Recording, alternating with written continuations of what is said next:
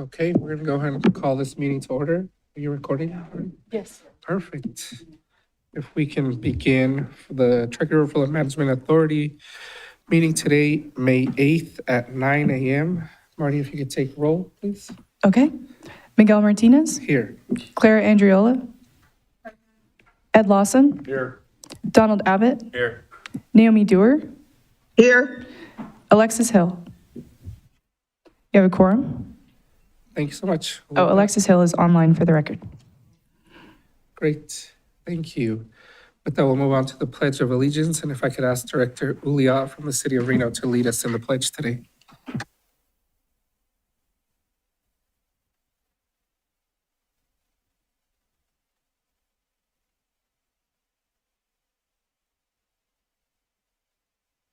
One nation, under God, indivisible, with liberty and justice for all.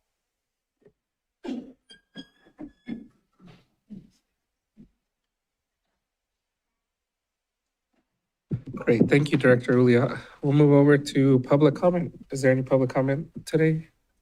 Seeing none? Great. We'll close that item and move for approval of the agenda for today. Is there a motion from the board? So moved. We got a motion by Director Abbott and a second by Director Andriola. All those in favor say aye. Aye. Aye. Any opposed? Motion passes unanimously. Perfect. Thank you. We'll move on to announcements and clippings. Dr. Robeson. Thank you very much. We do have a few announcements. One is our continuing work at Wadsworth should be ramping up later next month for the kind of the final push, which will be removing the bridge and putting in the new bridge. We expect that the new bridge will be basically brought in on a crane sometime in late July is kind of the ETA on that. They'll also have to remove the other bridge and do a little bit more pre-work than they've already done. So that one's moving along. Another one that we are cooperating with Reno and with the Conservancy on is the Riverside project. That is, according to my last discussion, end of this month, as soon as the end of this month or early June, that should be done. And so that's going to be a great conclusion to that project. And we still do have the flood wall to go, but getting that part done was a big deal too. Finally, next month, we will have the Rock McCarran 30%. There is a draft of the 30% out. A copy of that is going to go to the TAC today for review. It's somewhere around 700 pages long because the pagination was a little bit messed up, but I think it's about 750. And there's about 175 pages of drawings. So it's a very in-depth design. And so I've reviewed it. And so the TAC will review it and I'll review it again.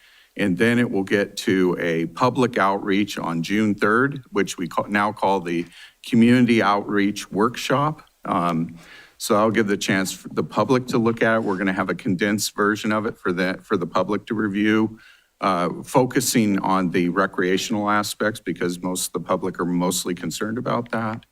And then it will come to the board on June 12th. So that is coming up and we're really excited that they have gotten this far with it.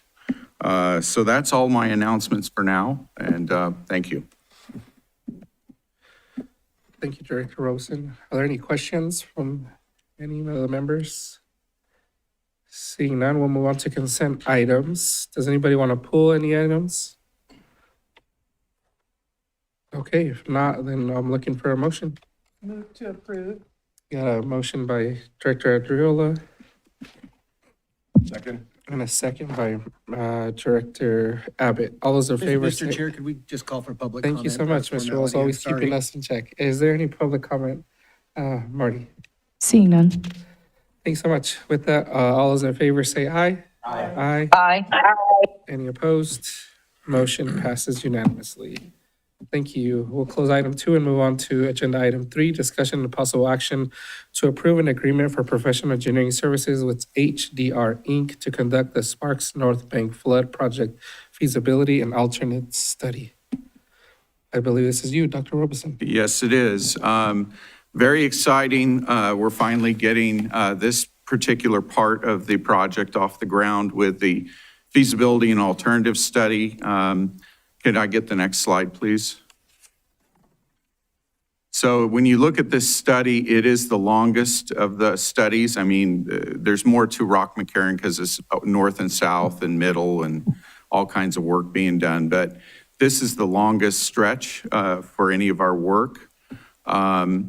It'll be the last of these because of it where it's situated. We need to get the others straightened first and then have this one and have Vista done before we can do this. The earlier concepts actually relied heavily on expensive continuous flood walls. And so because of that, we're a little behind the 8 ball on design. It was just really a very, very 5% conceptual, not much work put into it design. And there is quite a bit of work done on the lower part because of Vista Narrows, the earlier work on Vista Narrows, but the upper part is some of the least studied of any of the areas. So that means that we need to get some pre-work done to kind of understand how to deal with this. One of the things I'll show it on a different slide. I don't want to get ahead of myself. Next slide, please. So we took this out with 2 others to get these things started on January 6th, all on the same day. We had lots of interest from lots of firms. I probably over the course of the summer and the fall, because I was telling firms about this, talked to about 20 different firms about this. We got 6 statement of qualifications out of our request for qualifications. And many of those teams that we talked with were teaming together on teams because no one firm could do all the work very well. Some firms were good at one thing, but not another. So we put together the statement of qualifications. We got 6 SOQs back. We had a 7-member review panel, and there were members from Sparks, Reno, Washoe County, TRFMA, of course, Pyramid Lake Paiute Tribe. So there were 7 people, and they were sub-members of the TAC. And the HDR team received the highest overall evaluation scores from all reviewers. This is pretty rare. Usually you will see, like one team has 3 high scores, another team has 2 or something like that. But in this case, they had all 7 high scores, and they were winning by a fairly significant margin. Because of that, we recommended HDR for contract negotiation right away without the interview. So that's why they were chosen. They had a very good proposal put together. So HDR includes, of course, HDR is the lead, but also Atkins Realis, who has been working on our Vista Narrows project as the lead. Northwest Hydraulics, who has been working on our Rock McCarran geomorphology, and there's also additional sub-consultants, but those are the key ones. The team experience includes Rock McCarran, as I said, and Vista Narrows. So there was good experience and leading people in their fields that had experience on the Truckee River. The proposed scope focuses on feasibility analysis, alternatives development, and then refinement of flood mitigation concepts in these alternatives to give us an alternative going forward. And I'll show you some of the problems and why this is necessary. Next slide, please. So the overall scope of this was 887,000, almost 888,000. The schedule, we have 2 years on this, but their schedule is 14 months. On the contract, it's 2 years. Key deliverables are looking at the existing conditions, development of design criteria, alternatives development, and then the selection of the recommended alternative. And the design criteria and the getting the existing conditions will be a little bit challenging here because this has the least amount of information in places of all our projects. Next slide, please.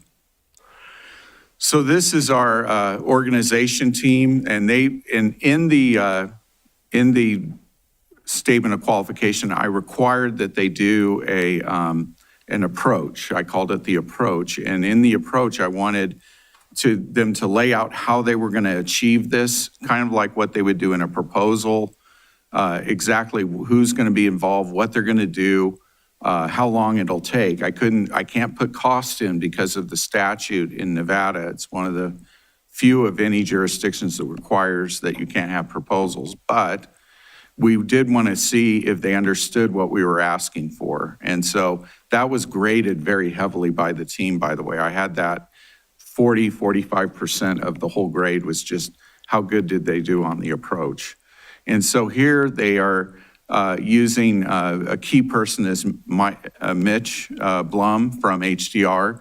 He actually did the PMR model. He's the primary person behind that, and other modeling exercises on the Truckee. He's been involved with the Truckee River now for a couple of decades, so he's a very good lead for that.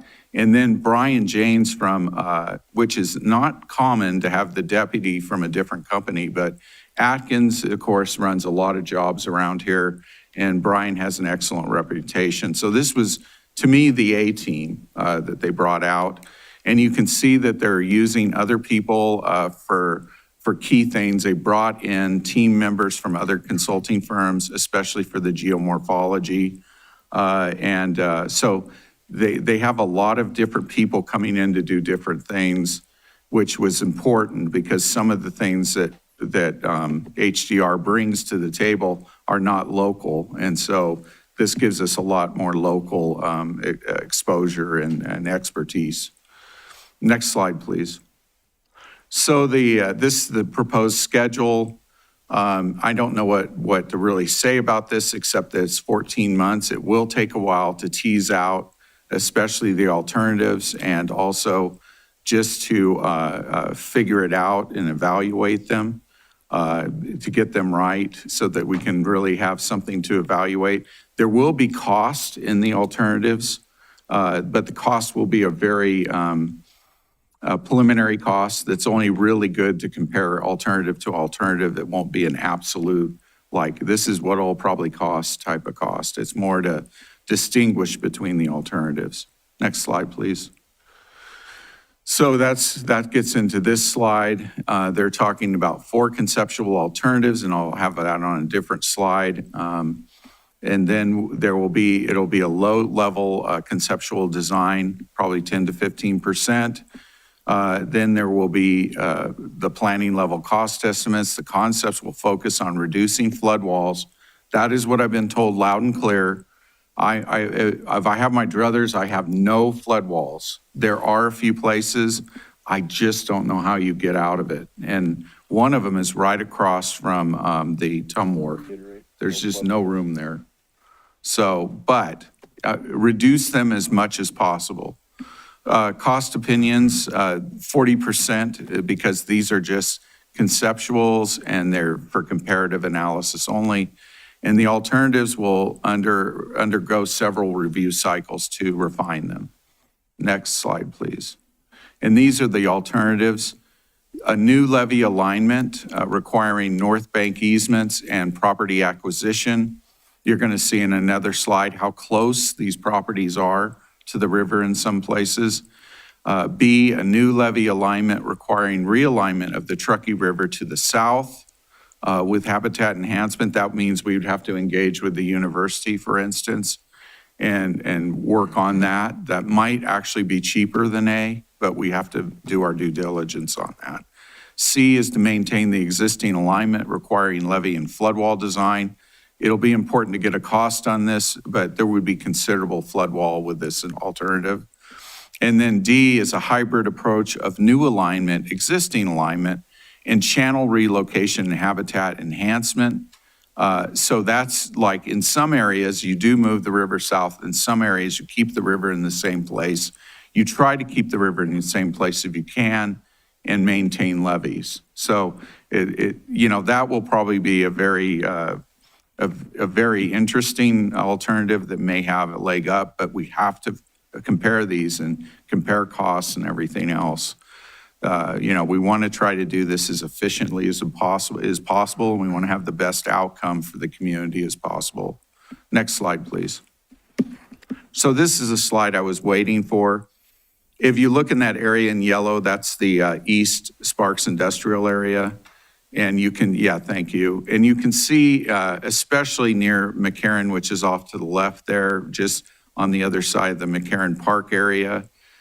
As you go, you can see those two buildings stacked right there. Then you can go downstream and you see some other buildings. These are very close buildings, and there's also some other things that are very, very close to the river, and those make it very difficult to do anything without very expensive easements. Because in some cases, you can get an easement for land. It's a whole nother thing to have to do something about a building. And so, but you can see down near Sparks Boulevard, there's a couple of places where there's a couple of buildings right against the river as well. So in those, we're going to have to try to work with all these different alternatives to find which one is optimum, considering easement costs, considering the state of the river, how this might work for the river and things like that. So there's just going to be a lot to go into this, and that's why we're starting this off with this alternative study rather than jumping right into a design. Another thing that we want to understand is that's a long length of river. Maybe we break that up into 1, 2, or 3 reaches and do separate phasing of this, not do it all at once. So that's something else that in this SOQ we talked about examining as they do the alternatives analysis. Next slide, please. So the alternatives evaluation recommendation process that they came up with, I'm not going to read this whole thing, but just that there are study deliverables that are, they're very specific and focused. Then there is report components within those. So what I mean to say here is that there's not a lot of ambiguity about what we're going to try to do here within these documents that you had to review.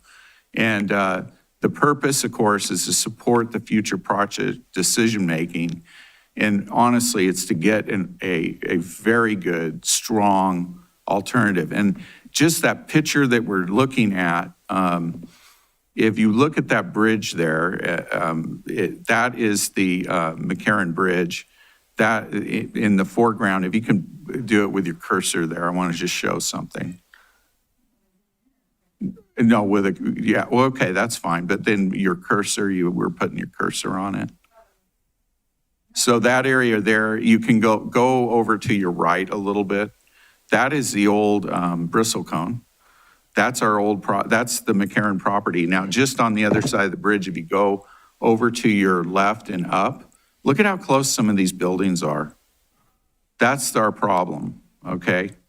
And so we need to figure out a way to either have a very narrow levee, a flood wall, or move the river in these cases. I mean, one of the three. And we're going to show the pluses and minuses of each so it becomes a clear decision to make rather than just, oh, I'm going to do this. And then people go, why? We need to flesh these out and show the differences between them. Next slide, please. So this is the overall scope of work. All this was in the packet.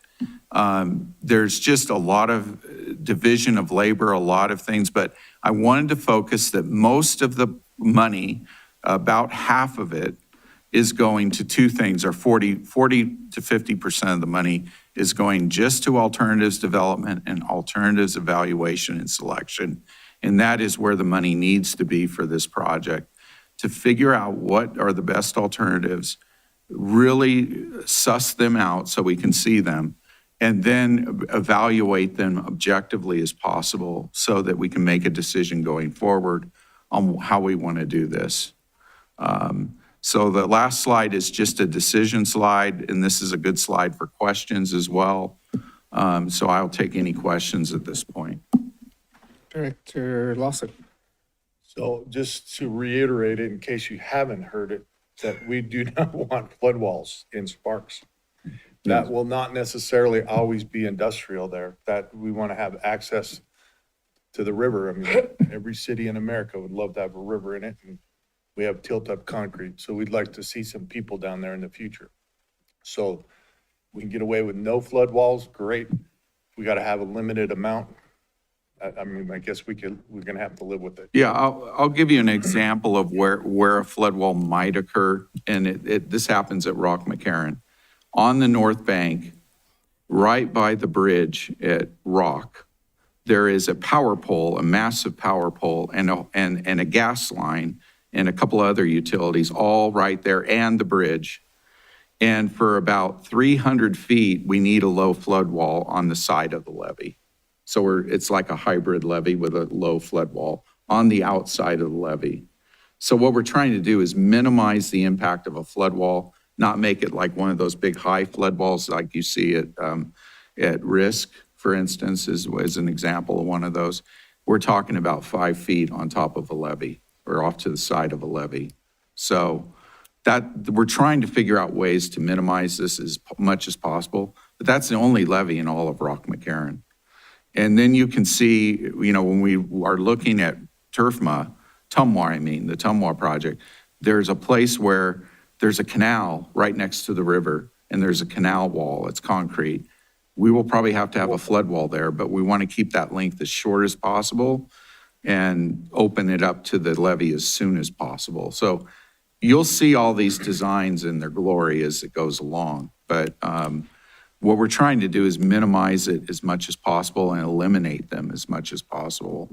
There may be a couple of places where we just can't do it. But I would say 90% plus there will be no flood wall the way we're going. Whereas before it was probably 50% flood wall or 60. So We want to have access from the Sparks side, obviously. yeah.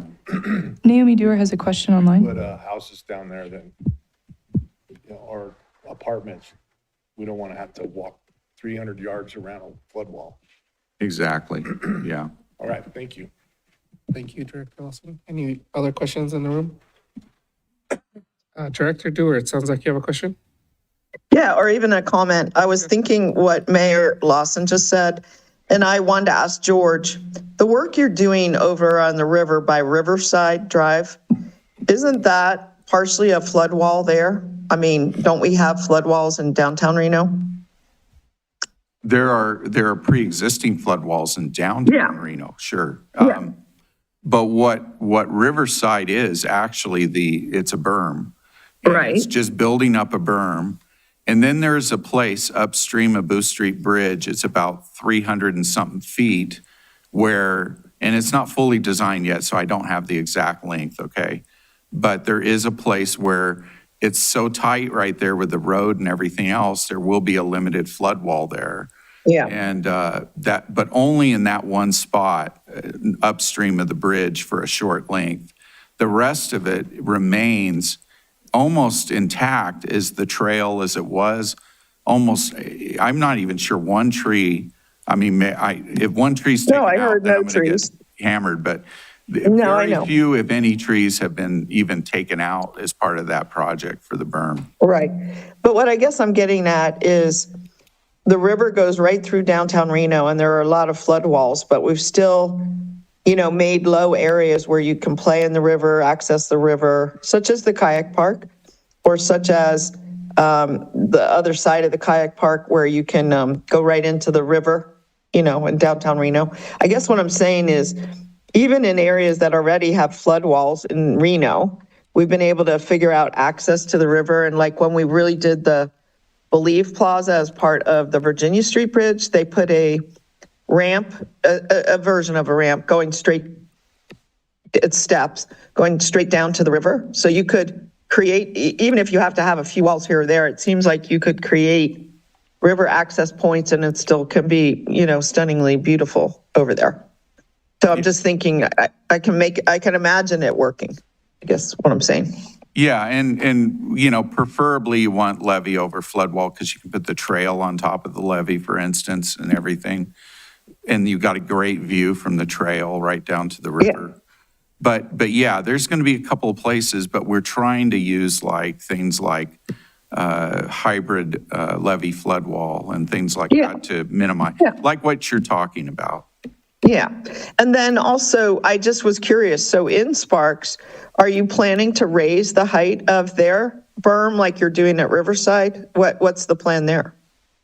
Well, in Sparks, that whole situation, because we have room to work, we're getting out to we want to get it to basically the 117, which is the 97 flood plus 3 feet, where the berm is in Reno.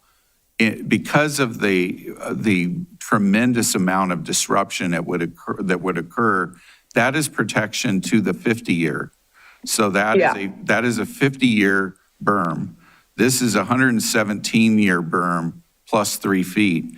Because if it gets out of there, the amount of damage that occurs, because we've had this No, discussion I understand, before. but let me ask you, George, I'm sorry to interrupt, but all I wanted to really understand is you're planning that, my understanding was that this berm in Sparks that exists is about a 50-year.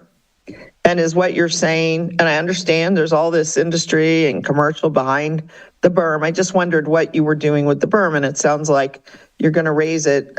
Could you give us a rough estimate? It's something plus 3 feet. So is it like 2 feet and another 3 feet or something?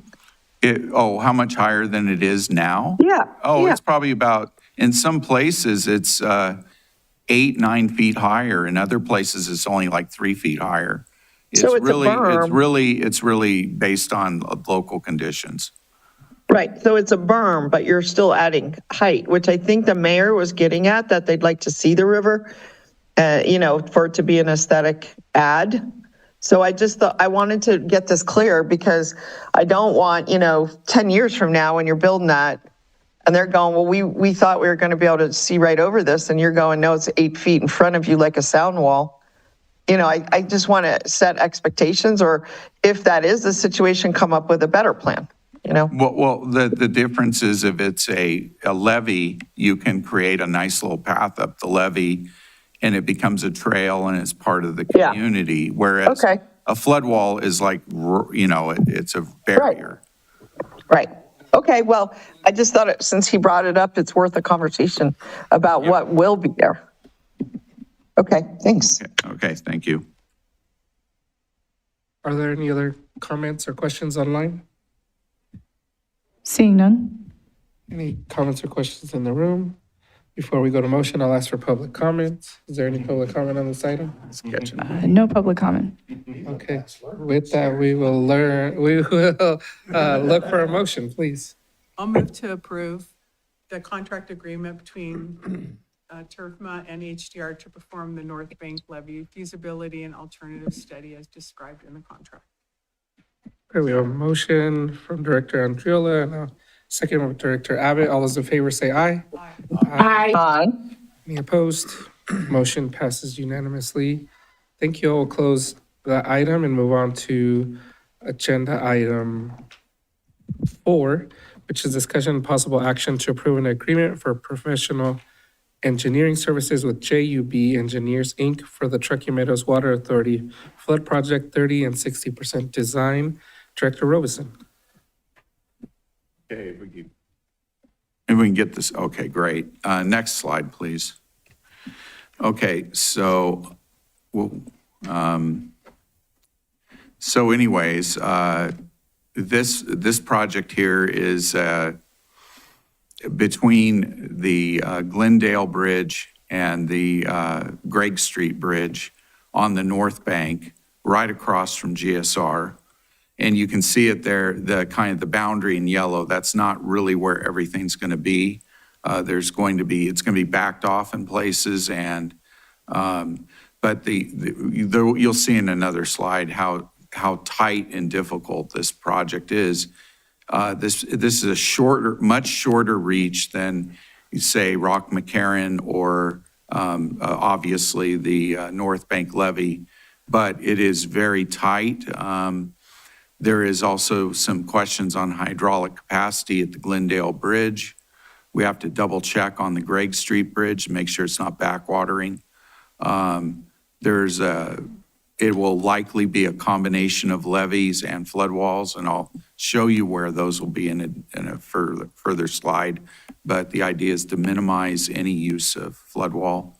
There is close coordination required with GSR, and we are working very closely with TRFMA on this. TRFMA was part of the review committee, and they are, we've walked out the site with them, I don't know how many times now, I've lost count. So we're working really, really closely with them. Next slide, please. So this, like the other, we had the selection process, came out the same day in January. There were coincidentally 6 submittals, just like the other, but they were very different firms, very different teams. And those were received by mid-February. The team that evaluated this were 6 members. We had people, once again, from Sparks, Reno, and Washoe County. But this time we had TRFMA on our committee, and then, of course, TRFMA people, Danielle and I were on the committee as well. The 2 teams in the review process did receive significantly higher overall evaluation scores than the remaining submittals. So there were 2 that kind of were set apart from the other 4. The 2 teams advanced to interviews following a unanimous review and panel vote. So the 2 teams were a JUB-based team with Northwest Hydraulics and Crawford Geotechnical. And then there was another team that was led by Kleinfelder that was also scored well as well. So we had the interview, and then the JUB team was selected. And that was a unanimous decision after the interview. So the JUB-led team does include Northwest Hydraulics again, which they worked on Rock McCarran. It includes Crawford Geotech, and they also have experience there. And there are additional sub-consultants on that team, but those are the major ones. The team experience includes Rock McCarran and the Riverside project, the berm project that's under construction right now. And the proposed scope focuses on a 30 and 60% design development, field reconnaissance for data gaps, alternatives analysis for some of these really tough spots, and then basically a conventional design development to get us to 60%, which can take us into permitting and then on to final design. Next slide, please. So the cost of this is almost 1.8 million. With the contingency, it's about 1.55 without the contingency, and that's an up to amount. We do not do flat fee things. We do basically, like even the other one, it's a up to time and materials. And if we go over, we would come back to you on anything like that. So just to make sure you understand that. The schedule says 2 years, and the duration from their scope is 18 months. And the key deliverables are the field reconnaissance and data gap analysis, the alternatives analysis, the concept layout, and the 30% design, and of course, the 60% design. Next slide, please. So this is their project organization team. And anyways, this is a very good team, and it has Shane Dyer, who's also the team leader of Rock McCarran and also works on Riverside. It has it has a lot of people that have been on other projects, is what I should just say. The geomorphology people were on Rock McCarran. The geotechnical people are on Rock McCarran. In fact, this team looks a lot like the Rock McCarran team, minus some people, because there aren't quite as many things going on. There's not really a parks component to it, for instance. Next slide, please. So when you go through the tasks and costs, the two things that really jump out are the geotechnical engineering. And the reason why is there's a lot of tight spaces. There's existing structures that structures will have to go into. So you really have to check the geotechnical on that for, how are we going to put some sort of structure next to an existing canal or an existing pond that's lined with concrete. And then, of course, the civil design plans and report as well. We also have to work on making sure there's adequate capacity under the bridge at especially Glendale. So that takes a little bit of extra work as well. So that's kind of where this high amount comes from, is basically those two tasks. Next slide, please. So the engineering challenges at TRFMA are, this is the one I really wanted to look at. And it's a busy slide because there's a lot of issues going on. First of all, we have the bridge outflow into the canal area. That's right there. And there's actually a flap there and it goes into the canal. But during a flood, water will go under the bridge and into the canal. So we have to have a way of slowing that down, but still being able to work with the canal. So a lot of ideas have been presented there. It's, a stronger flap maybe some kind of valve or something like that as well. Right next to it, off to the left, is the bridge capacity issue. We've seen that this bridge may flood not at the 100-year, but at the 117 and go running down the street to the east and also to the west, which, endangers projects on both sides. So need to make sure that there's adequate capacity. There is a lot of material under the bridge.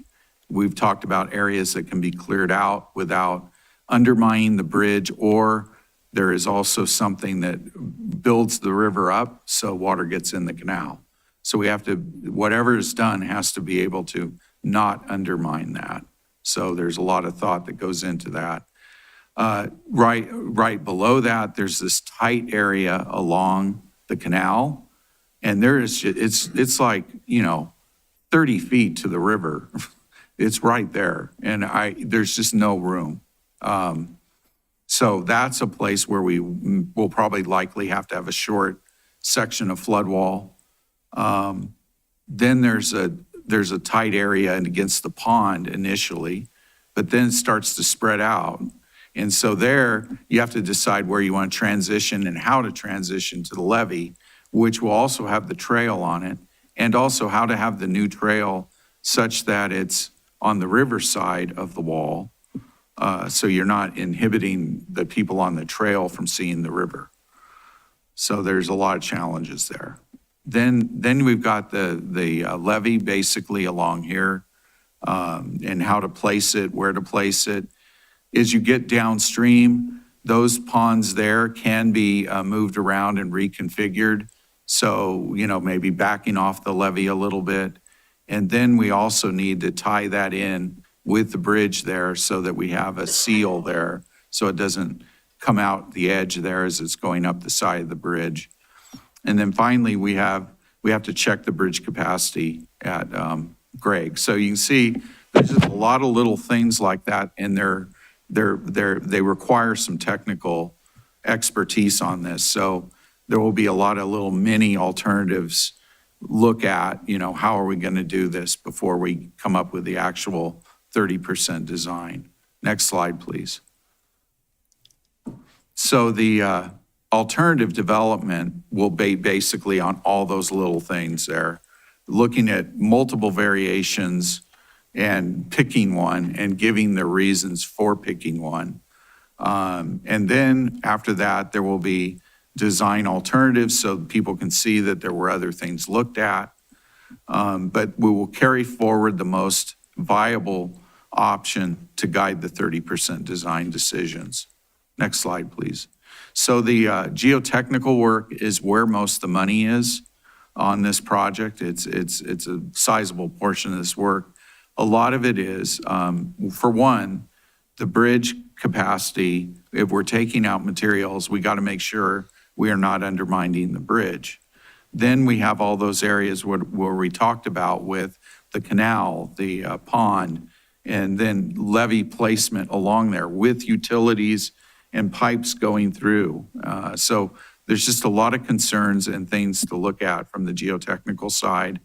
And this slide kind of lays out a lot of these issues that they will have to work with on that seepage analysis, stability analysis, seepage analysis around the penetrations of the utilities, because there are quite a bit of utilities in that area.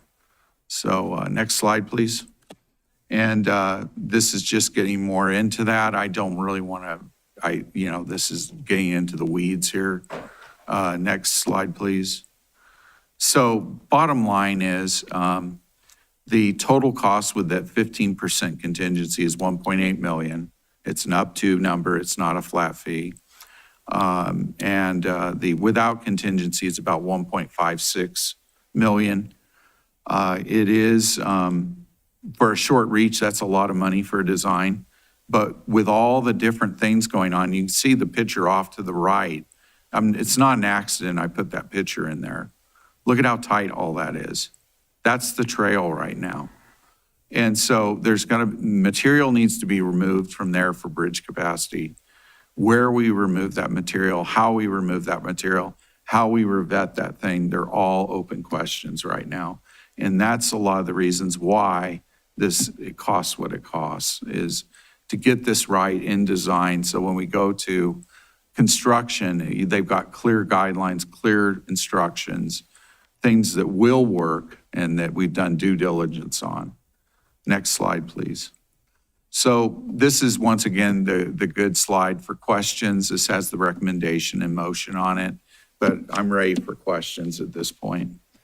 Thank you, Director Robeson. We'll move over to online. Is there any comments or questions from those online? I'm not seeing any. Okay, we'll go to the room. If not, we will ask for public comment. Is there any public comment? No public comment. Okay, with that, we will look for a motion.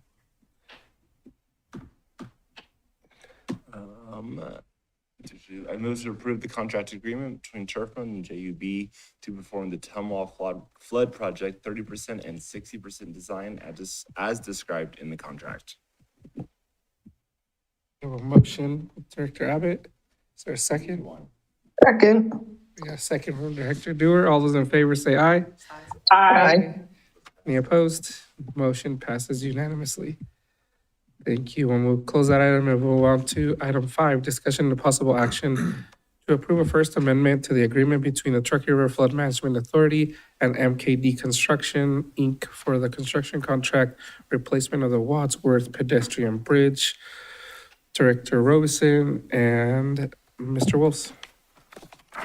Okay, on this one, I'm going to spare you the PowerPoint presentation because this one is unique in that it's the first time in a long time, if at all, that we've actually done a change order for a construction project.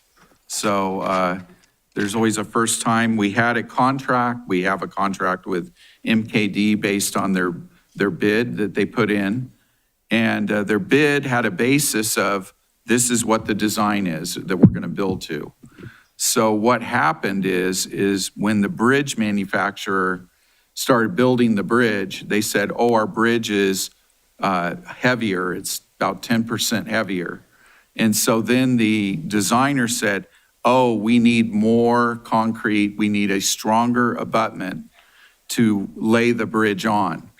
And so because of that change in design, they're asking for a change order to pay for the extra concrete of the change in design. So that's the essence of the change order. It's not a very big change order. I believe it's a little over $18,000.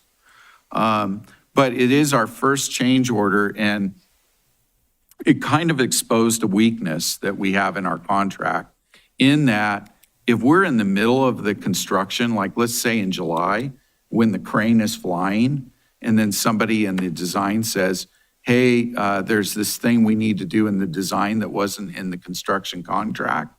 And they're right in the middle of, they got the crane out there, they're flying the crane and all this other stuff.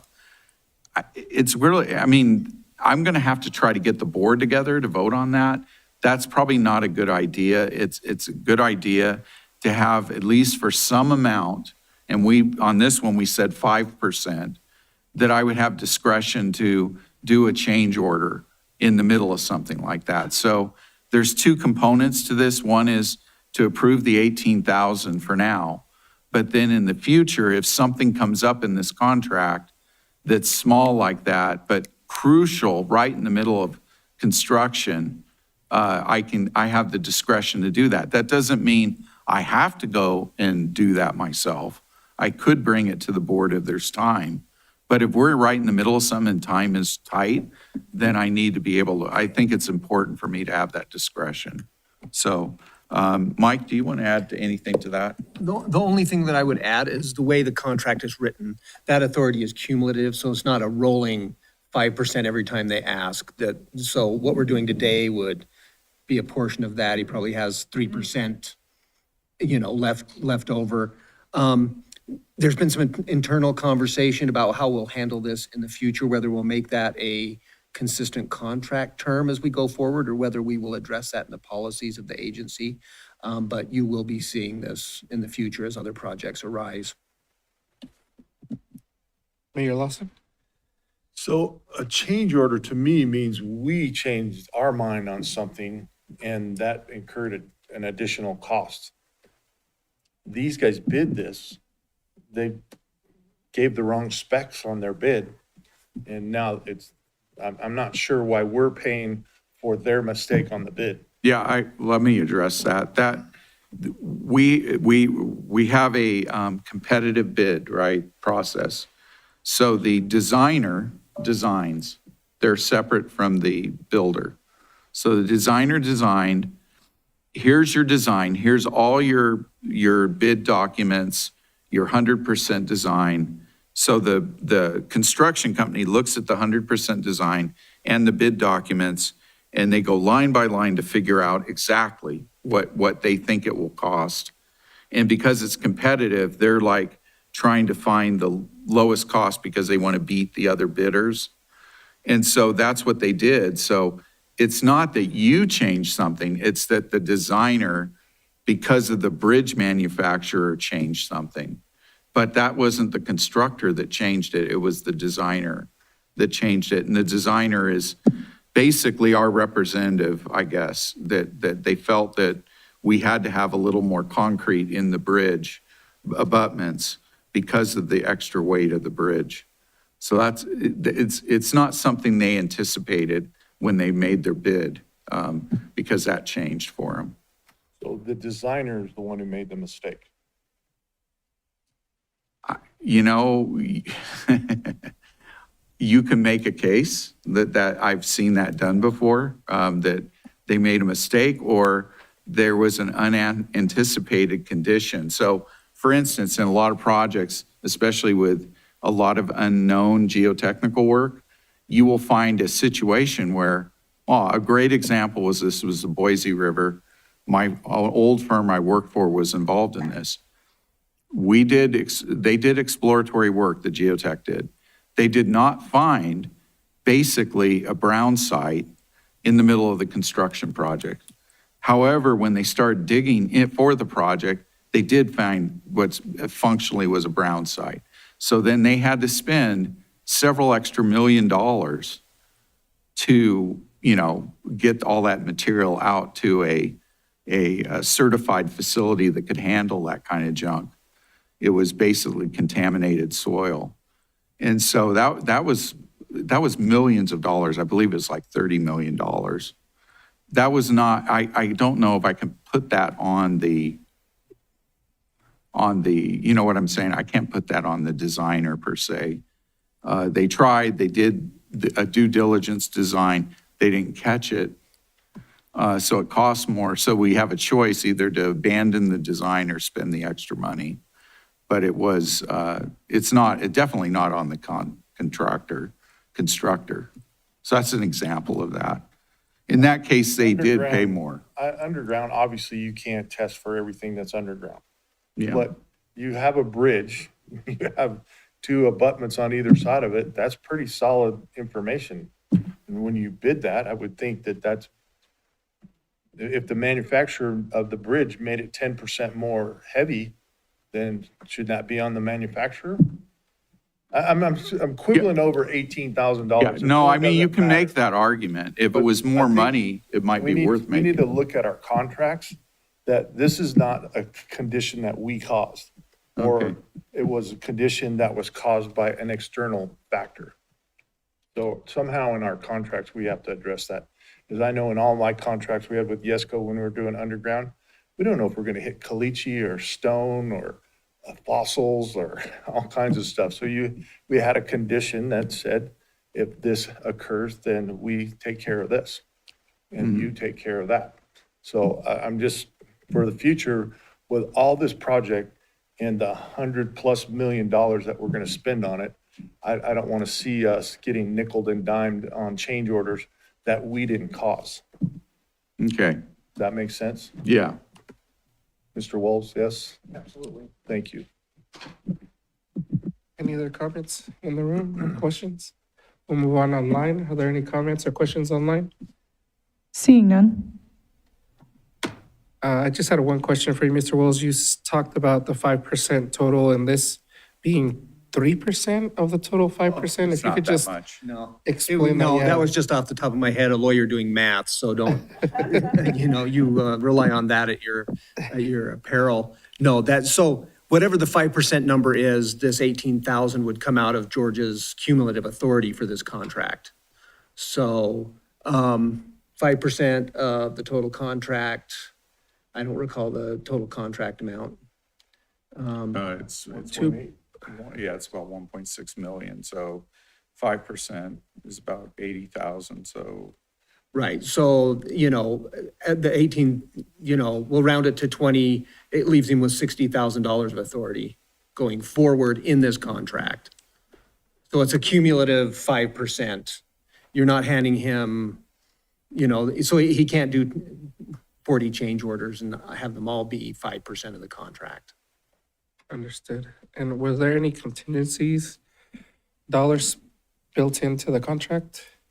No, that was a hard bid, so that's what they'll do it for. In construction and a bid build, they typically bid on that, and if there is anything that we didn't account for with the design, they will go after us with we used to call them requests for information, but it leads to a change order. I don't want a bunch of change orders in my stuff. That's why we read these designs and look at things so hard, to basically, when you design things defensively to avoid these, but this bridge thing kind of got us, and for 18,000, I'm not up for that one. But I think Mayor Lawson makes a great point that in our contract language, we got to be more stringent to make sure this doesn't, we don't get nickeled and dimed on little things like that. Yeah, and I think as you look into the future, as for policies on change orders, that 5% could be something that you look at, and depending on the timeline, obviously coming to the board takes up a little bit more time than needed. So I'd be interested to hear how those conversations are going and if you build them into any future contracts that we have. Yeah, at the time, we'll be talking about that as part of the contract that you accept. It would be language in the contract that we would highlight because it would be a possible additional cost without your approval. So that'd be something we'd very much highlight. Great. Thank you. This is for action, so we'll ask for public comments. Is there any public comment on this item? Seeing none. Okay, with that, we'll look for a motion, which is conveniently up on the screen for us. Mr. Chair, I'll move to accept the amendment that approves the $18,824.29 change order for MKD construction, add concrete to the abutments, and to give director discretion to approve future change orders up to 5% of the total contract amount. Thank you, Vice Chair Andriola. Is there a second? Second. We got a second. All those in favor say aye. Aye. Aye. Aye. Any opposed? Motion Not on passes this board. unanimously. Today, at this moment. Not on this board. Not at this moment. Not at this moment. Thank you so much. Director. With that, we will move on to item 6, report on the Reno Park Rangers patrols and activities on the TRFMA properties between Rock Boulevard and South McCarran Boulevard. Director Ulias, City of Reno Parks and Recreation. Director.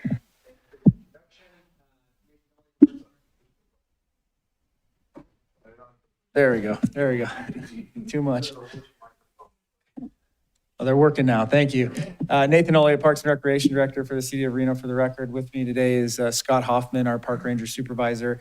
And just wanted to provide an update of what's going on the river and with the Park and River Ranger agreement that we have with TRFMA. And we've been providing quarterly updates, but want to kind of run through one of those today and just be here in person, as the next item is to discuss an amendment to continue the funding agreement with the Reno Park and River Rangers. So just a reminder that the agreements between the City of Reno and the Truckee River Flood Management Authority, our number one objective as a part of this agreement is to secure the properties for along Rock and McCarran along Mill Street.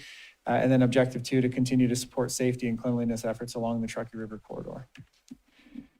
We continue to send weekly reports to Mike Woltz, including the patrol date, time, location, ranger name, shift details.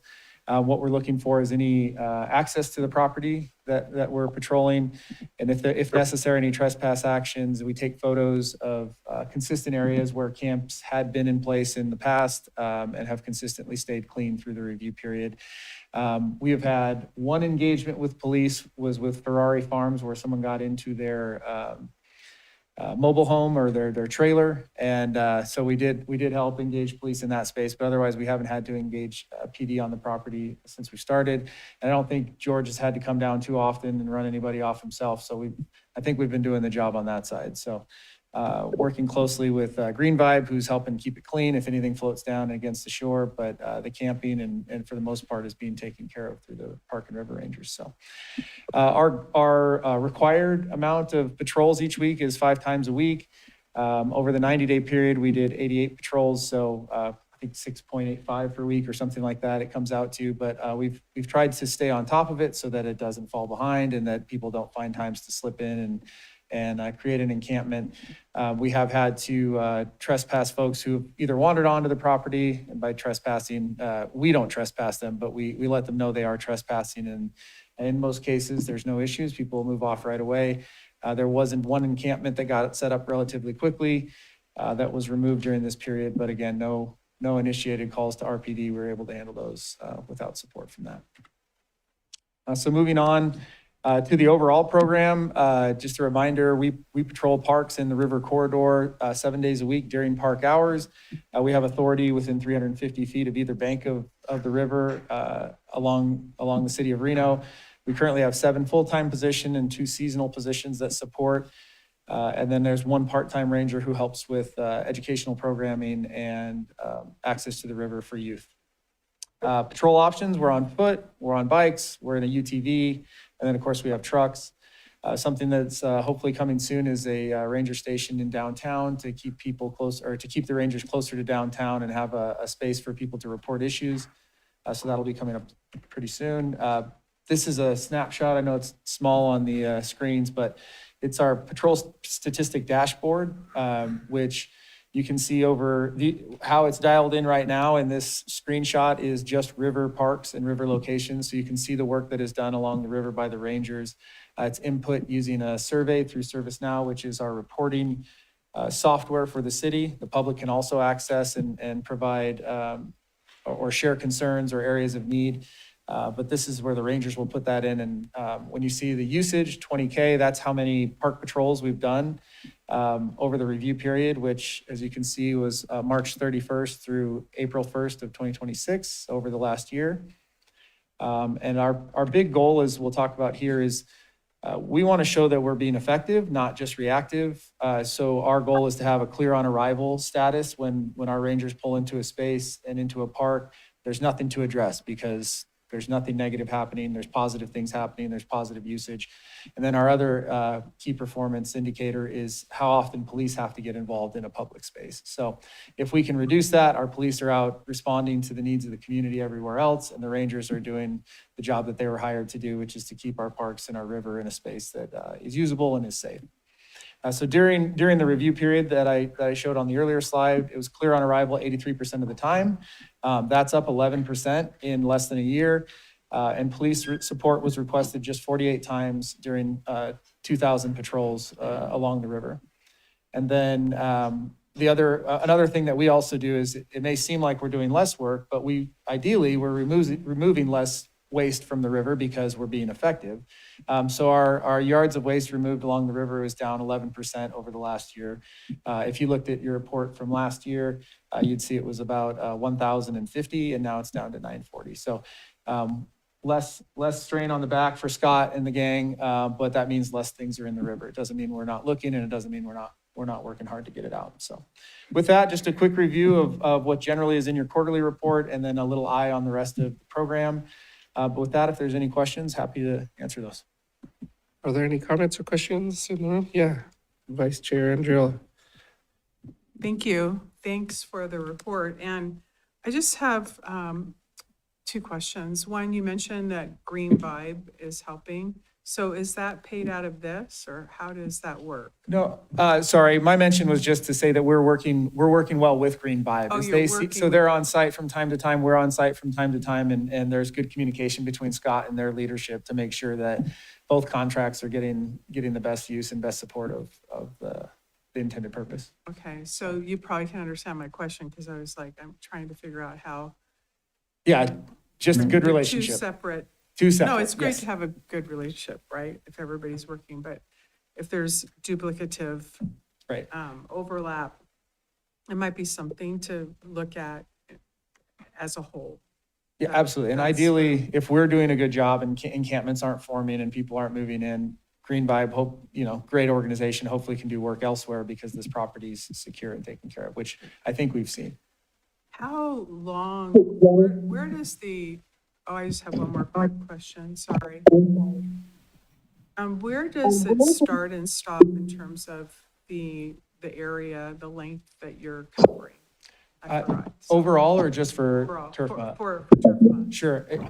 Scott, if you want to talk about from a physical boundary, I think it's 11 miles total. But Okay. Yeah, so what we're doing is we start at the Rock Street Bridge and we Okay. work our way east. That's all the way down to McCarran. But for the entire city of Reno? Oh, for the entire city? Yeah, we're all the way up from Verdi to McCarran Bridge out in Sparks. That's 350 feet from the Truckee River, anything that's city property or we have agreements with. But yeah, it's the majority of the river from essentially Verdi to McCarran Bridge and Sparks. Right, but for TRFMA, where you were starting, It's Rock Bridge to McCarran for that section. and that's approximately 11 miles. Oh, no, sorry. No. I So- conflated those two. Okay. Yeah, the whole I'll start patrol. again. Yes, just for Can you TRFMA. share what the starting and stopping point and the approximate miles for this TRFMA contract? Go ahead. Yeah. So Sorry. that's from the Rock Street Bridge to McCarran. And so what we're doing is we'll go all the way down to the riverbank at Rock Bridge. This is where we start. We're working our way all the way down the riverbank to ensure that there are no camps or anything that's moved in. Once we hit McCarran, we actually move further into the property and move our way back through to ensure that nobody's further in. And then I think, I'm not positive on the exact distance on that. George knows. Can I chime in? It's 1.2 miles on the south bank of the river. The north bank of the river is covered by the city of Sparks Police Program. Thank you. 1.2. 1.2, okay. And it's 200,000? Is that right? It's up to, it's 20% of the program cost. And I think George can explain the reasoning, but I believe it was Oh, because the entire distance was about 20% of Oh, I see. that. So it's Of the 20% of the total. park ranger program cost, up to 200,000, not to exceed. Do you want to clarify anything, Director Robeson or Mr. Wolf? Okay. No, I, 11 miles, 1.2, that's 10%. Absolutely. Yeah, well, I believe that's because as they go upstream, it's on both banks of the river, I believe, was the total yeah, frontage that was calculated. let me check that. But that was when we started, that was the number. So I may have said the 11.2 was wrong if we're doing both sides, so. Yeah, you're right, that is 10%. hence the attorney and non-attorney. Yeah. Thank you. When we did the original calculation, we went to the edge of the river on the north bank, and that gave you 2.4 miles out of about 11 miles, which was roughly 20%. That's how it was done. However, when you get away from the bank, when you go on the trail and beyond the trail, that is all City of Sparks, and they are doing the work there. Should we get reimbursed from the city of Sparks? I think you can make a case for the small piece of land that's right by the bridge there on McCarran. But we don't own any land on that side of the river. So what we did is we said the state, the state owns land right up to the edge. And we are in or not a contract, but there's a maintenance agreement and crap that gets over there we want to know about and work on as well. So there's that on the other side, on the edge. But as you get away from the river, as you know, Mayor Lawson, Sparks handles that. And that's a heavy use area there because it's near Sparks Park. And just as a comment, that's where I was trying to kind of figure that out a little bit in terms of that link, because the Hope team is very involved in that as well. And I've been on many ride-alongs with Sparks Hope team, as long as with, also with Washoe County Sheriff's Hope team as well. And so there is, it just appears that there may be some duplicative, and I'm just trying to figure that out. That's all. Can I can try to clarify this for Commissioner Andriola.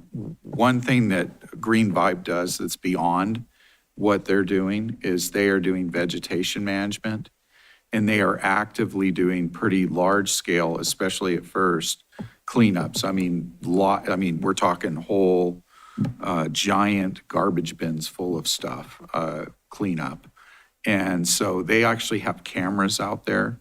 A lot of the reason they aren't having very many altercations is there are active cameras out there, and it literally signs saying you're being watched. And that particular group of people don't like being watched. So that really keeps the traffic down. But they're also trying to manage the land. They're not just there to do that. And they're on a much smaller contract. I'm talking about Green Vibe here. They're under a contract under my discretion, which is a much smaller contract where they're doing the land management. Some of that, there is some overlap. But I think it's important overlap because I think it makes their job, I'm talking about the Rangers' job, easier. Remember, at one point, we had 180 tents on our property.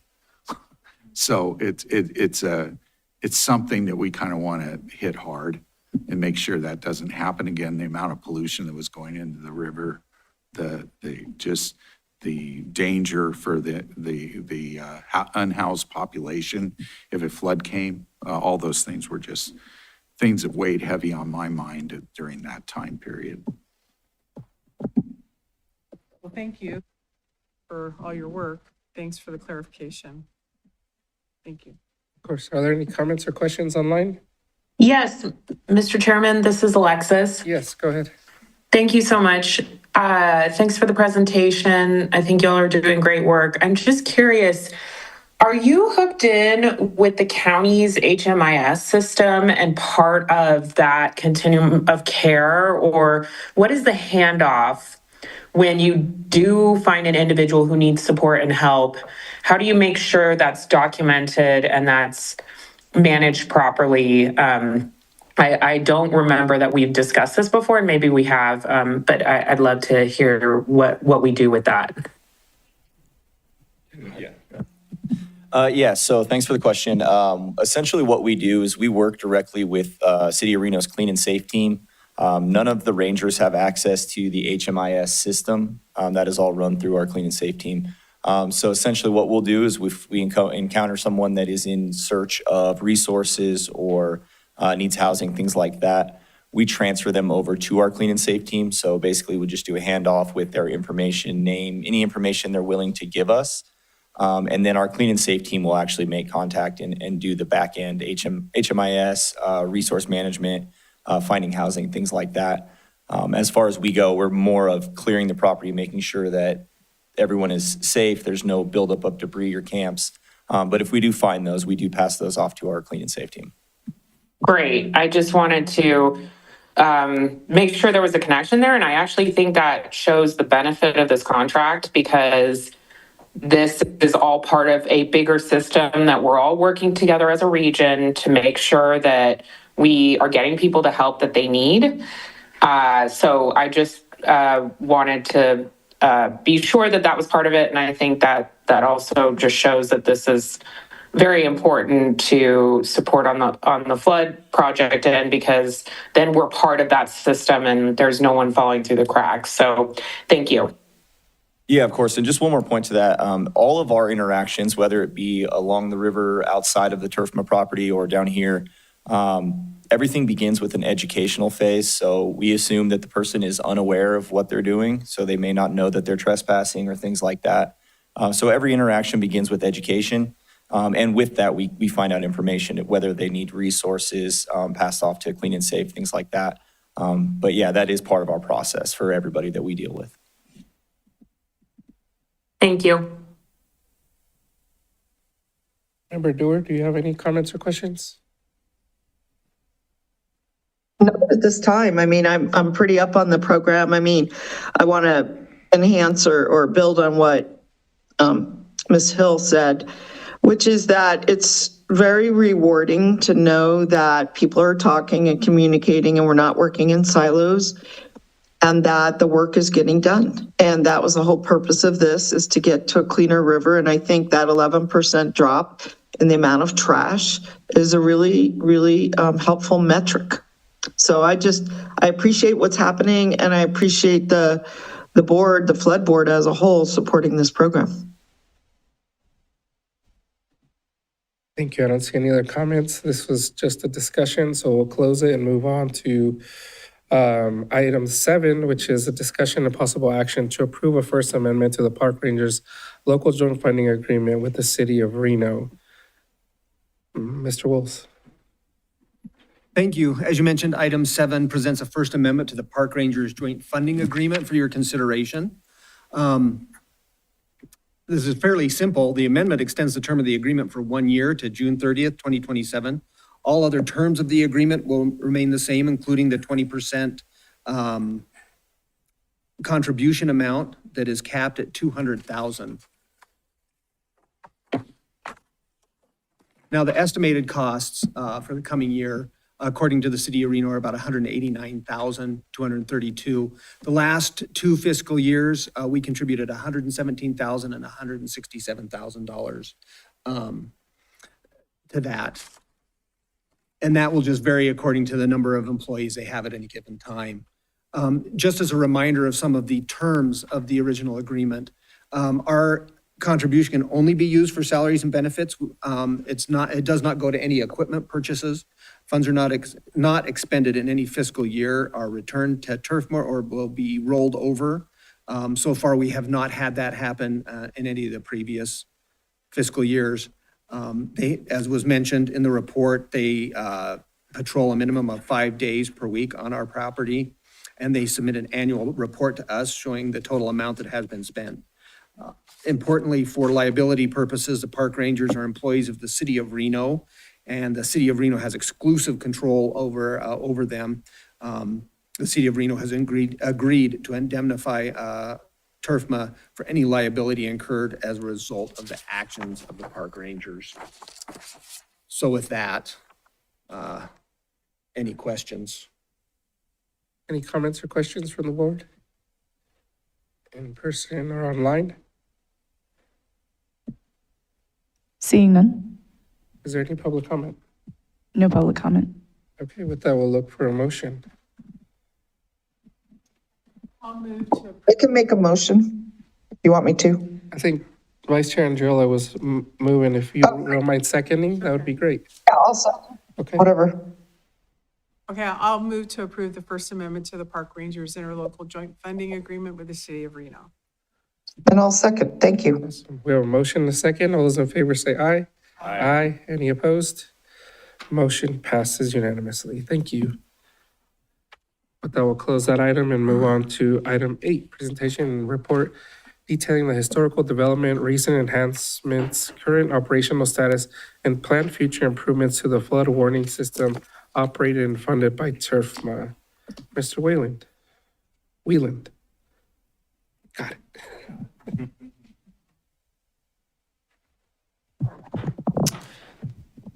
Hey, good morning, members of the board. My name is Matt Whelan. I am the hydrologic technician that works at the. Get your mic closer. All right. How's that? Better? Okay. I'm Matt Whelan, hydrologic technician for the Flood Authority, and I'm going to tell you what's been going on since I've been hired, as I've been primarily working on what is known as the flood warning system. So I'll give a brief, history on how it formed, what I've been doing, and then kind of what the planned future plans are. And if you look on the left, that is a gauge at the flood warning system. Obviously, no longer functioning, but still benefiting the public through target practice. So just a quick history on the flood warning system. It all came about after the 1986 floods on the Truckee River. It was really seen that there was a need for a better real-time remote precipitation and river stage data. You got to remember back then there weren't as many stream gauges, not a lot of precipitation gauges. And so a lot of times you were just going off a forecast. And as you know, forecasts can be wrong a lot of the time. So the National Weather Service, Washoe County Department of Water Resources got together along with City Sparks, City of Reno, Washoe County, and created an early warning flood network. Through several MOUs, interlocal agreements, this was formed and funded. And up until TRFMA took it over, Washoe County was the one who operated and maintained that system. Chart's hard to read on the left, but basically the original plan system had 38 stations that was going to be completed in 5 stages. Some of the ones in the chart are still running. Most of them are not, either through them not working, being abandoned, or being taken over by entities such as the USGS. 1997 large flood prompted some updates, so everybody got together again, applied for a Army Corps of Engineers Section 205 grant. Kind of did 3 main things, one of which is station and data collection upgrades, so just kind of some upgrades from the late 80s. There'd been a little under 15 years since any of those had seen upgrades. There was some inundation mapping. I've never seen evidence of that. And then creation of a flood warning plan, which is the early version of the FRAP, which Flood Response Action Plan, which is what we are updating right now. It also created 2 forecast points for the National Weather Service, the Reno and Vista gauges. That was completed 2003. The system kind of peaked at around 42 gauges. You'll see in a minute that has shrunk considerably. And then as we know, in 2011, TRFMA took over. And last year I was hired. So when I was hired, George tasked me with kind of going through the system, seeing what was there, what needed upgrades, and kind of the future plans. So myself, him, the National Weather Service, the River Forecast Center, along with, who else was in it? I can't think of it. You had NOAA, River Forecast Center, obviously the. Federal Water Master, sorry. Yeah. That was one of the other key ones that was in that meeting. So we kind of went through, looked at what were some of the key gauges, especially for the River Forecast Center that they used, that they wanted to keep. And so what came out of that was these 7 gauges. Those are kind of the ones that we focused on last summer. A lot of these gauges were part of that chart I showed earlier of the original network that was put in the late 80s. And so these have been there a long time. Some of these, when I came here, were not working, but that's kind of the current network as of right now. This is an example of one of those gauges. The gauges were going to need upgrades regardless. If we kept the same system, a lot of them weren't functioning. So we went ahead and did several things to them. Some of them we were paying for power bills, which really didn't need to happen. So they all got a solar upgrade. So we eliminated a power bill. Some of them didn't have a temperature sensor, which is right there. They all have that now. And kind of one of the main things is they were there to measure precipitation. So pretty much went all out on this precipitation gauge right here. It is the top of the line precipitation gauge. It is an all-weather gauge, which I'll kind of show you later how that pans out. Before, none of these gauges, some in the past were that didn't work that well, but they were what were called tipping buckets, which they fill up, they tip over, they measure how much precipitation. They don't work in the winter, and I'll show you that here in a minute. They also got this Alter Shield upgrade, which enhances catch, gets windy around here, especially during storms. You can lose a lot of measured precipitation as the wind blows over those gauges. So they all got that. This is Bailey Canyon, another one of those gauges that's been there a long time, just showing, again, same upgrades, same shield, same precipitation gauge. One of the key things I wanted to do was make our data available publicly. That's one of the things since the system came online, nobody could access this information. And I've been using this service. It changed names, but it's basically been the same thing for about the last 25 years. That's the website where you can find this. It's publicly available. All the stations are on this map. This map includes other stations such as USGS stream gauges, NV Energy's network, Liberty Utilities, DRI is on there. It's basically a collection of high quality gauges, and their service feeds everything to National Weather Service, River Forecast Center, and also anybody that just wants to check out what's going on. Universities, members of the public, they can see this map and see what's going on. So I talked earlier about changing to all-weather precipitation gauges instead of tipping buckets, and this is kind of the main reason why. At the bottom, Mount Rose, Slide Mountain, you can think of this box or circle as higher elevation, middle elevation, and getting back down below Montreux at Thomas Creek at a lower elevation. This is a storm this February. These are in millimeters, so this is about a little over 4 inches of precipitation. That's the SNOTEL, 4 inches of precipitation. This gauge no longer works, and you'll see that a lot around here where gauges just don't function. This is a National Weather Service post-fire gauge. It's not meant to measure precipitation all year round. It's a tipping bucket, which the system was earlier. It measured 0 millimeters of precipitation. So you can see those gauges just aren't catching it. 54.2, that's one of our gauges that I upgraded. Go down in elevation, less precipitation. This is one of NV Energy's tipping buckets. Again, same thing, recorded 0 inches of precipitation. Down here's a little more interesting, 39.9, that's one of our gauges that we upgraded. It's kind of close. I have plans for that one though, because it's kind of close to some others. This is actually a USGS all-weather precipitation gauge. It recorded only half the amount. Why, I don't know, but it is a high-quality gauge, but recorded much less. And then the 2.54 is another tipping bucket RAWS station. So you can see that when we flood, a lot of times it's during the winter. These storms can start cold, snowing, turn to rain. before we just weren't catching that precipitation. So that's one of the reasons why we chose to get such high quality precipitation buckets to capture that. Same thing, this is just northwest of Verdi. You can see the two purple ones, they have the most precip, a little over 2 inches. You can guess who those are. And again, NV Energies and another ROS station. Just to reiterate, we spent some money on these to upgrade it, and there's a good reason why.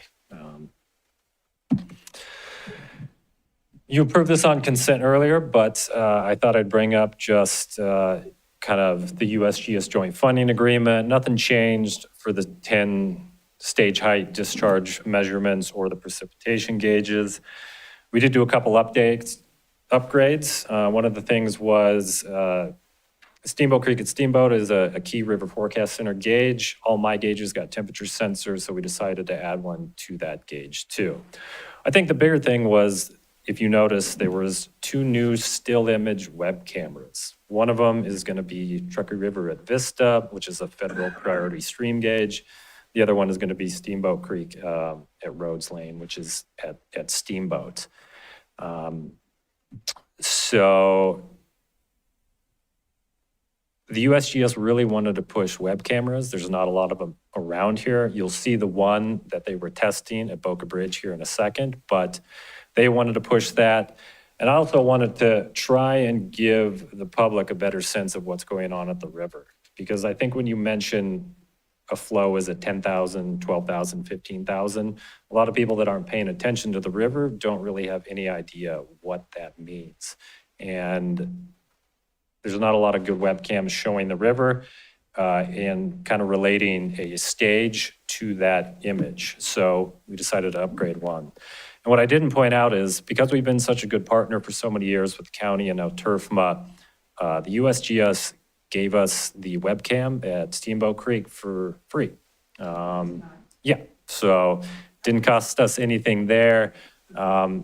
That's a key gauge, but there is also a bridge there that the EOC has put out a camera in the past during flooding to monitor that. They no longer need to do that. So there's a secondary benefit to that. And I was just going to point out in that funding agreement, none of the Nevada Water Center science side gauges went up this year. The California had a small increase, but it was a pretty modest increase this year for the USGS agreement, even adding those cams and temperature sensor. So here's what that's going to look like. This is just the experimental one that they have at the Boca Bridge. They don't know if that's going to stay or not. It takes a still image about every 10 minutes and then relates that to the stage height at the bottom. So you can scroll across the bottom and see how the river transitions over time, and those go back in history whenever you want to look at it. So not that I want it to flood, but when it does, I think it'll be interesting to see the river rise and then relate that to how much it's rising and what it looks like. And this is just a video kind of that plays at the bottom of kind of, how that'll look. This is a boring day at the Boca Bridge, but, you are going to see some images from that. And we hope to integrate that into our website once that's up. We weren't going to spend any money on that now, but try to find a good place on the website to just kind of give some updated images of the river as the year goes by. So what am I going to do in the future? Final upgrades to the current stations. It's just some towers and some 15-plus-year-old data loggers that still need upgrades. Was just going to try and space that out. We are going to add/move some stations. The one at Hidden Valley, unfortunately, when that flooded, didn't work. We were going to wait until the winter was over to try and update that one, just to prioritize some others. It is on order, and that should be on that website I showed earlier, hopefully within a month or two. That Thomas Creek gauge I showed earlier, I want to move that higher up in Thomas Creek, where an older gauge that is now in the wilderness that was abandoned as part of the original network was. And that's also going to be working with TMWA, who's hoping to have a better idea of snow height and snow water up there, as they have the water treatment station just downstream on White Creek. So working with them on that. And in the last roughly 24 hours, probable update to the last River Forecast Center priority site, which is at Hidden Creek Dam, city of Sparks, so hopefully that'll be upgraded. Working with UNR on one of the gauges they had put in upstream of campus. So hopefully we can get one up there to help them out. And then kind of the very key gauge that I identified is in the Broncos Gray Creek. Many years ago, there were 2 gauges up there, but they didn't work that well. This is in a remote area on the west side of the Carson Range that really has no stream gauge data or precipitation data, and not a lot of people can even get there. It's tough to access. Going through some papers, about 55% of the flow in the Truckee River at Reno gauge during large flood events comes from unregulated sources. And this is probably one of the largest unregulated sub-basins in the area that feeds into the Truckee River. So that was kind of why don't we have one up there? There used to be one. So this summer, I plan on exploring that area and trying to get in a pretty comprehensive precipitation, snow depth, and possibly SWE gauge to help with the forecast and the water coming out of that area. And again, all these gauges aren't just to benefit the River Forecast Center or the National Weather Service. Many other partners, Bureau of Rec, Federal Water Master, benefits those guys pretty tremendously too. So yeah, that's what's going on with the flood warning system. Thank you. Are there any questions or comments in person? Yeah, Vice Chair Andriola. Thank you so much for really being so forward-thinking, right? And not waiting around for regulatory direction. I'll do it that way. So thank you so much. Really, it's great because it's providing not only what you're essentially tasked to do, but all of the other benefactors in terms of various other entities are also being able to use what you're doing. I mean, even the fact that you have saved costs on the energy side. So I just really want to thank you so much for the presentation, and thanks for being you and really trying to do what you can to have the best you can be, right, at what the function is that's helping everyone in the community. So thank you. Yeah, thank you. And something else I didn't point out, this is pocket change compared to the larger flood project, but saving money by going to solar was pretty small. One of the biggest things switching to synoptic data was it cut off about $6,000 a year of a proprietary program that was needed to run that. And now cut that and got it available to the public. So that was probably the largest yearly cost that I was able to cut. Great, thank you. Director Dewar. Yeah, I also want to offer my congratulations and thanks for this report. I think that the data is going to be so much better. I mean, you showed dramatically how different the data is under 3 agencies. And I think the one that, where you showed that we have more water showing is more relevant and appropriate to be using for our flood forecasting. I mean, the others are obviously getting shorted of water in some way or another. So more accuracy is better for this agency, for sure. I was really impressed that you made this data available to the public and all other agencies that need it. I mean, there's no reason in this day and age that data should be proprietary. Data like this that's needed for emergency response or health and safety should be somehow proprietary. And I felt for years that we weren't as well integrated with the National Weather Service, especially the California Nevada River Forecast Center, which is the one that, aggregates data and makes predictions about when this flooding is going to happen and how bad it's going to be. I mean, the more we can be tied in with that, the better, and the more accurate data we can provide them, the better for us. And then lastly, you mentioned the gauge at Steamboat down by Rhodes Road. And I think for years, it was either that gauge or there's another one on Steamboat that is not reflected at the National Weather Service. And I just wondered, does that change or will it change in the future? As far as any of the steamboat gauges, they are, Yeah. all of them are up on the USGS National Water Dashboard. Same with on the Synoptic Viewer. There hasn't been any that aren't updated Okay. on either of those websites. Okay, well, for years, maybe before, it wasn't that way. That there were some gauges that we had locally and you could only see them locally, but they weren't reflected on those, the databases that they use. So anyway, look, kudos for these incredible improvements, and I'm just so glad you're here. I'm so glad you're paying attention.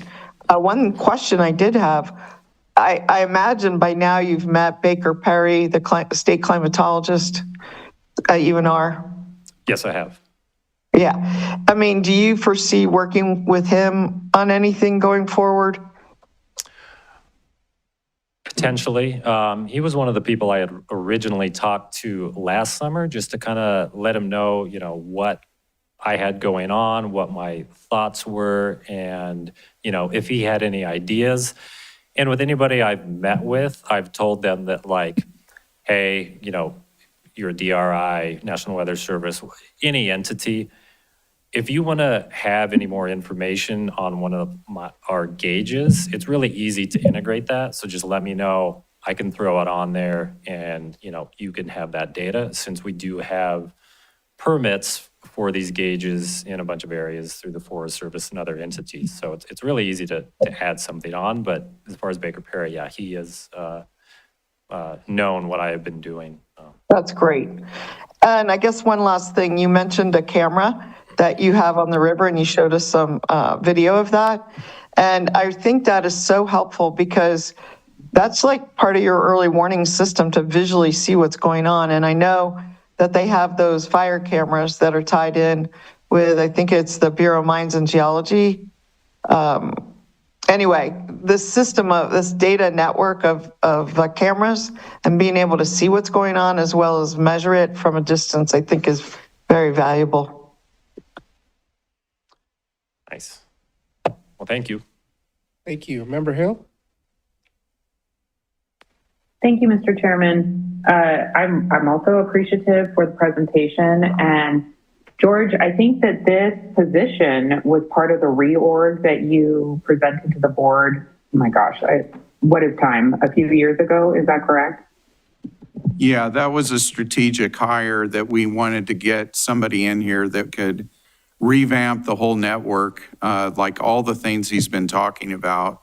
Right. And have somebody, I'm getting up in the age here. I look like in this film, like I look like I'm 100 years old, like when I'm looking at myself. So I want to get people in here. I want to get people in here, get them trained up, get them with some institutional knowledge, get them all interconnected with all these different people. We've had multiple meetings now with the Water Master and the California Forecast Center and the local weather service. So those are key, because we want to do things that helps that prediction model to be a better model. So when we have a flood, we get a better output of what we're going to expect in a flood. And that's what this is all about. And it's a long game. It's not a short game. That over time, as the data improves, we will have better and better data to have a better understanding of how these watersheds respond. And so we'll have a better idea and better models, which will help us and help first responders know what to expect. And that's the whole purpose of this, is in the big picture. And we're working closely with Kelly and others as well, with on the other side of it, on the emergency response as well. This all ties together. Right. Well, I really appreciate you bringing Mr. Wieland, I appreciate the presentation to us so we could see the progress that the team has been making since we changed up the organization structure on the flood board. And so I just commend the reorg, George, and really excited to see how we can continue to make sure that we're ready for these floods. And I was curious about the technology and monitoring. So I feel like I'm well armed when I go and talk to community members about how we're making sure that we are monitoring all of our weather systems and future floods. So Mr. Whelan, welcome. I think that's the first time you presented to the board. So welcome and thank you so much. Thank you. Great. I don't see any other comments or questions, so we'll close that item and move on to our final public comments. Are there any public comments registered for this final section? Seeing none. Great. So then we'll move on to board member comments, requests, or any future agenda items. Does anybody in the room have anything? We'll move online. Are there any board member comments, requests, or future agenda items? Seeing none. Perfect. Then with that, we will adjourn our meeting at 10:40 a.m. Thank you. Thanks, everybody.